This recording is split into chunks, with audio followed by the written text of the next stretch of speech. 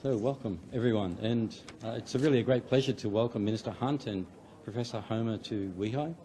It's been almost a year since Minister Hunt was here last time.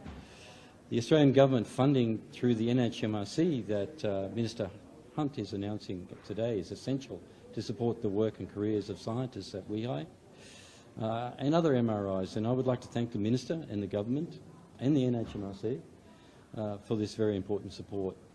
So these grants enable MRIs such as Weehai to not only do the basic research so essential for the development of ideas and discoveries, but also to translate these ideas into new medicines for treatment of Australians. When we looked at the successful new ideas grants that are being announced here today from Weehai, it was very pleasing to see that there are a significant number of female principal investigators funded in this round of applications. Out of a total of 9 funded at Weehai, 6 have female CIAs, which is absolutely fantastic.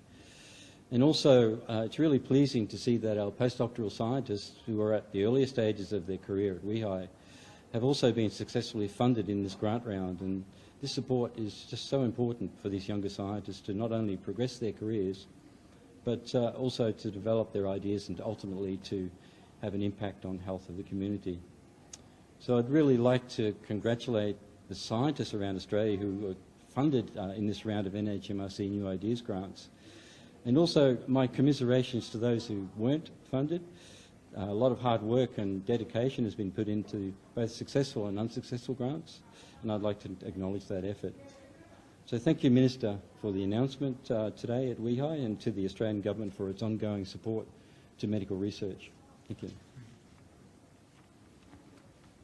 Thanks very much to Professor Alan Cowman, the Deputy Director here at Walter and Eliza Hall Institute, to Professor Carolyn Homer, the new Chair of the National Health and Medical Research Council from the Burnett Institute, an expert in nursing and midwifery, and it's great, Caroline, to have you on board and to accept that role.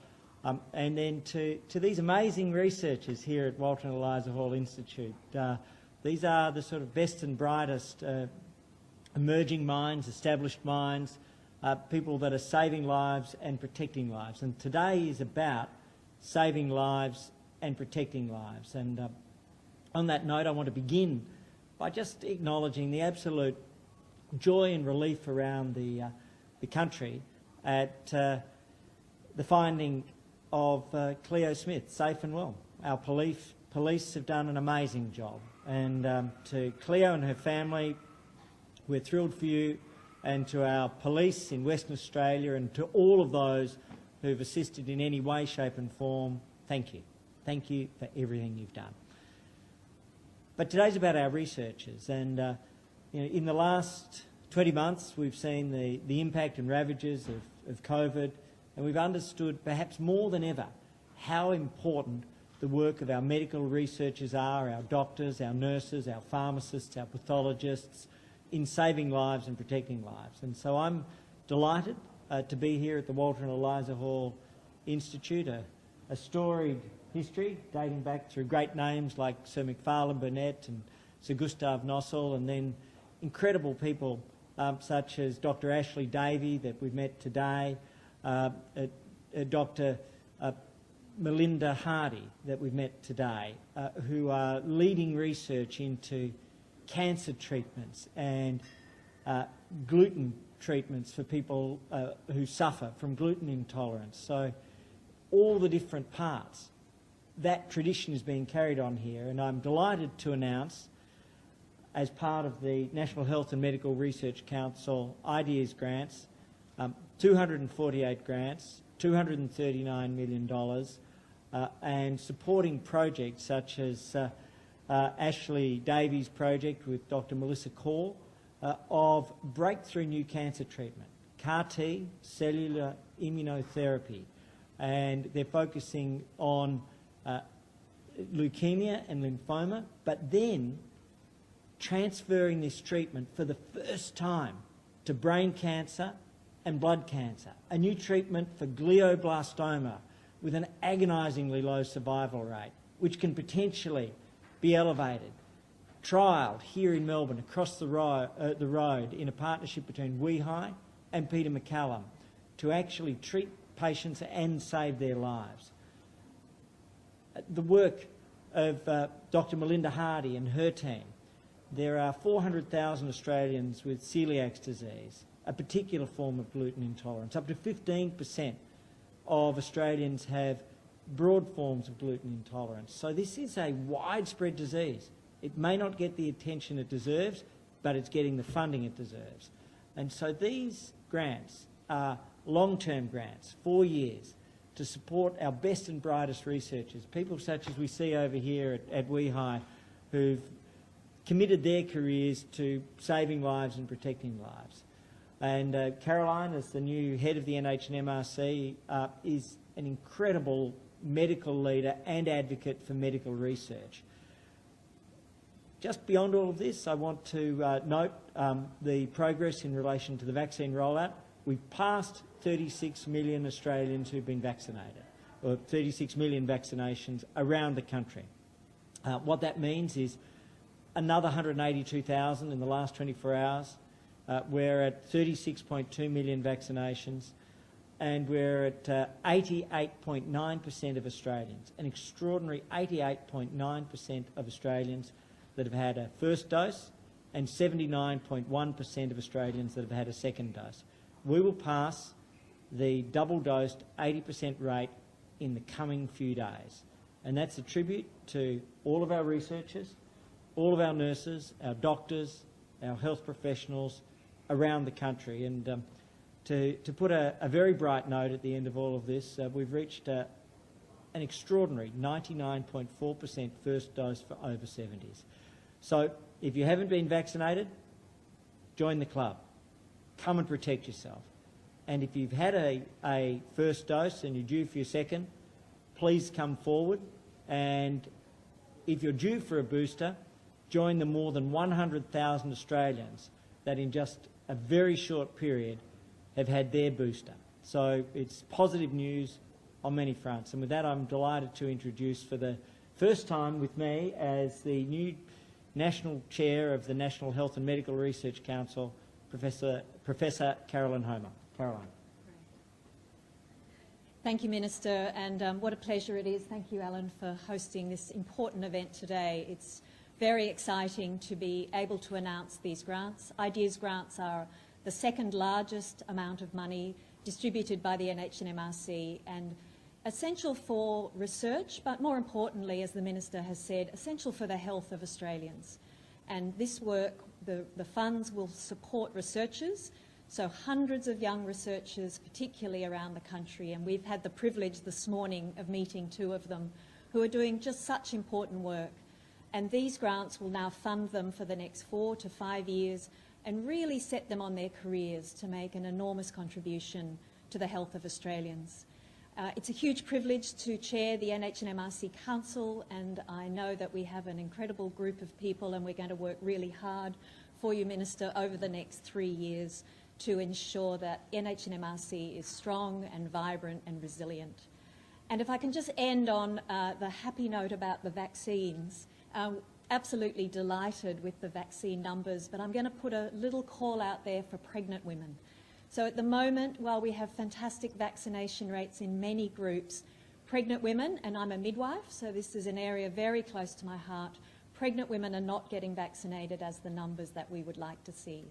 We have pregnant women in hospital in Victoria and in New South Wales, and some of them are very sick. And we know that if you get vaccinated when you're pregnant, you will not get sick of COVID if you catch the infection. So to all the pregnant women out there, please go and get vaccinated. It's absolutely critical, not only for you, but also for your baby and for your family. Thanks very much. Thanks very much to Caroline, and a very important message. I'll start with Claire on the phone, if that's right, please.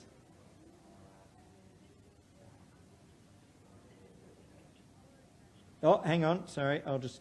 If you could just start again, please, Claire. Thanks, Minister.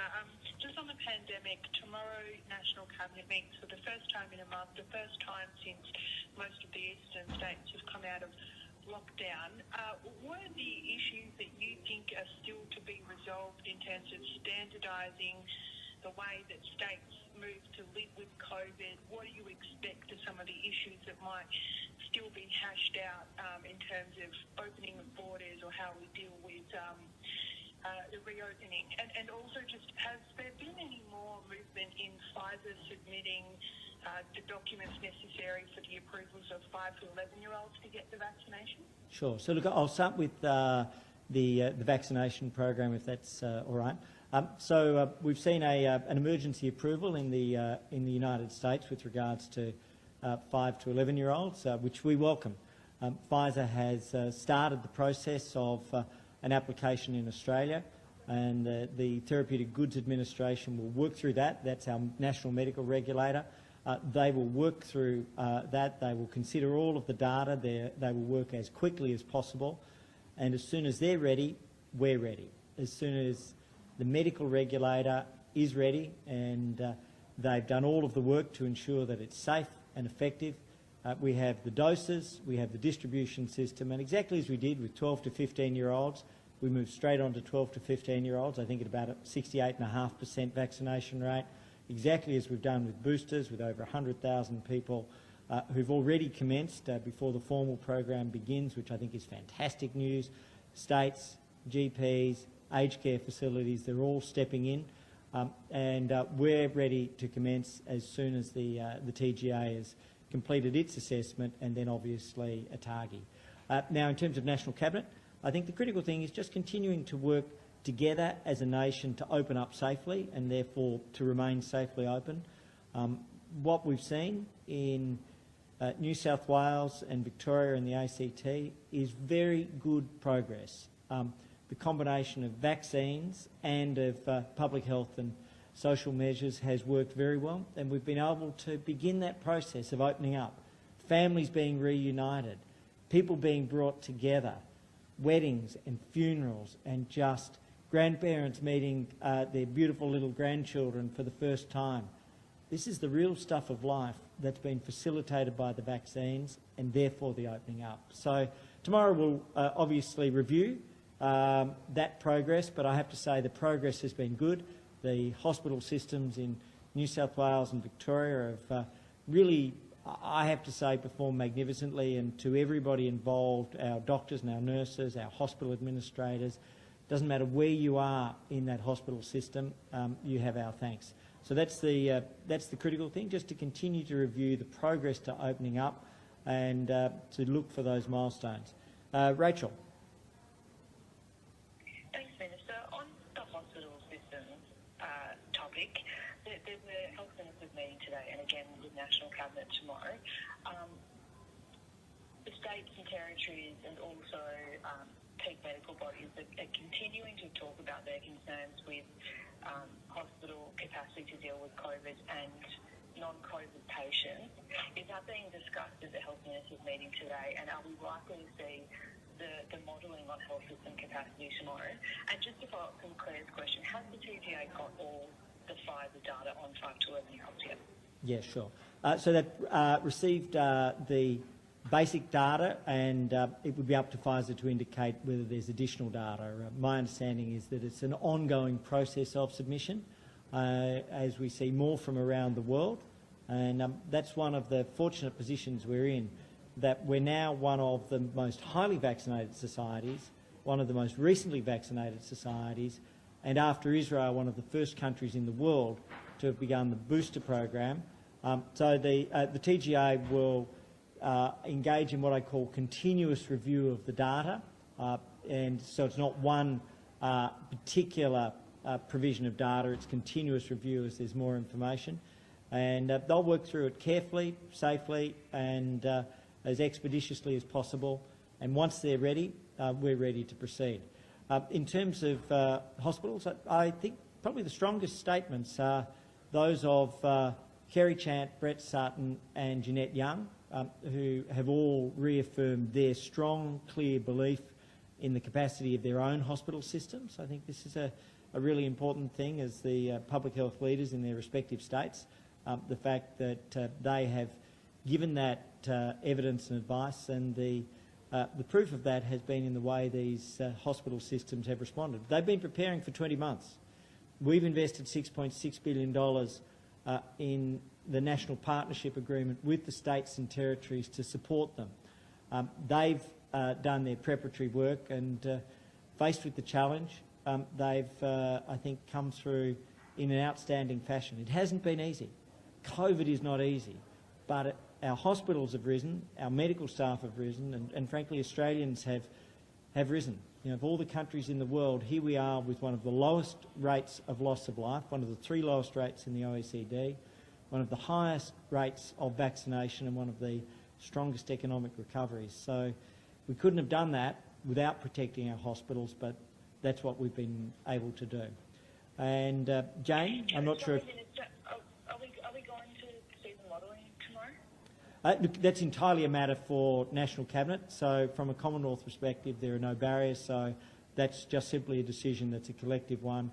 But from our perspective, our intention has always been that if National Cabinet approves it, we would certainly make it available. Jane, I'm not sure if Jane's on the line.